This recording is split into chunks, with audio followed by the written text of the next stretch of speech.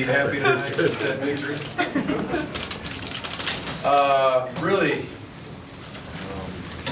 I'm ecstatic, quite frankly, at the victory.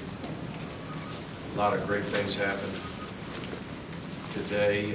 Just a gut check the whole way through. Both teams played so well defensively, and both offenses were, trying like mad to get something going. Kicking teams, made some plays here and there, some good, some bad. But in the end, we got it done. And really excited. Excited for the team and excited for the Georgia people. And when you have an open date, it's always nice to get a victory before that. I think it's a good time for us to get healthy. There's a lot of guys banged up. We should get a few more guys back that were hurt and some guys healthier that were playing wounded a little bit, which is good. We got to be wise with the time that we have. Got to figure out what's the best combination of the number of practices and how we practice, all those kind of things. But I'm proud of everybody. Really thankful for our fan base. They created a lot of atmosphere, a lot of noise. In that very last drive that they had, it got real deafening and had to be very difficult to operate that last drive. And I want to pay tribute to our fans and the job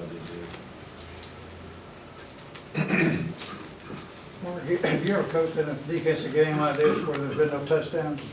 Well, when you said, have I coached in a defensive game like this, the game that reminded me of this game was the South Carolina game in 2002 when, Pollock had his interception / strip of the quarterback, the ball, and touchdown in the end zone. I think that was the only touchdown we had that day. But it was one of those gut-wrenching games where it was just every single series was crucial, and both myself and Coach Holtz, I think, were exhausted when it was over. And when I saw Coach Pinkel, he looked pretty tired, and I know I looked pretty tired, and just it takes a lot out of you, those kind of games. It seemed like the game might have turned on Malcolm Mitchell forcing that fumble on the punt return, and he ran in there late. Just what were the circumstances for him to be in the game? Right. Well, he was in there because 81 was out, Reggie was out, and we also have Malcolm Perry. I think Malcolm plays that position as well at times, but he might have been tired. I don't know what happened, but Malcolm at one time was going to go in, and then Malcolm went in earlier in the game, and then Malcolm was coming out, and I think. Malcolm Mitchell, I'm talking about two Malcolms now. Malcolm Mitchell was coming out, and then they said get back in there to get 11, to be basically the gunner, the guy that goes down there and tries to force a fair catch, that type of thing. But it was huge. Well, the other thing that Malcolm did that I'm sure some people noticed was the initial interception of the game. He's the one that made the tackle on the 1 yard line. So if he didn't make that tackle on the 1 yard line, they score 7, and who knows what happened in that ball game. But for him to hustle like he did and get him on the ground and allow our defense to have that beautiful goal line stand, that was huge as well. So Malcolm made a couple receiver like plays to help us win. He's not the only guy really trying hard, but it seems like Malcolm putting forth more effort than almost everybody else. Yeah, Malcolm has really, he's grown up a lot. He's grown up a lot.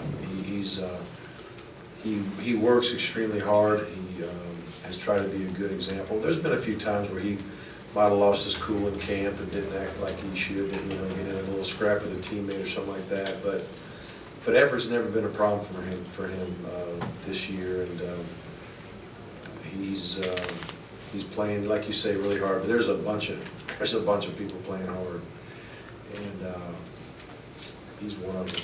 What did you say to Marshall right before you went in to get the game winner?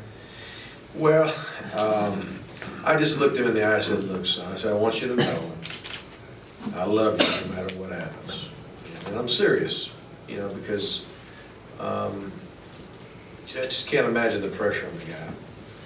And I just think student athletes, and maybe people in general, sometimes they feel like when I produce, I'm lovable, or I could be loved, but if I don't produce, then I don't deserve love, or I don't deserve,